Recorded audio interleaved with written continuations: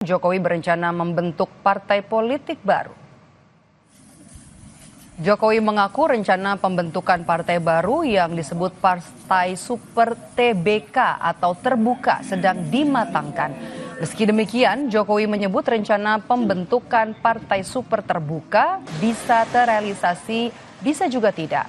Sebelum muncul rencana membentuk Partai Super Terbuka, beberapa kali Jokowi menyinggung soal partai perorangan, menyusul pemecatannya sebagai kader oleh PDI Perjuangan.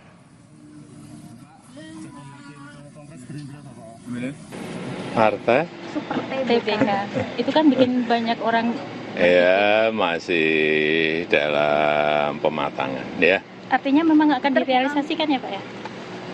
Masih dalam pematangan, masih dihitung, masih dikalkulasi, belum tentu juga Berarti sudah ada direalisasikan. niat nggak Pak untuk membentuk partai itu? Masih dalam pematangan, masih dihitung, masih dikalkulasi, belum tentu juga direalisasikan.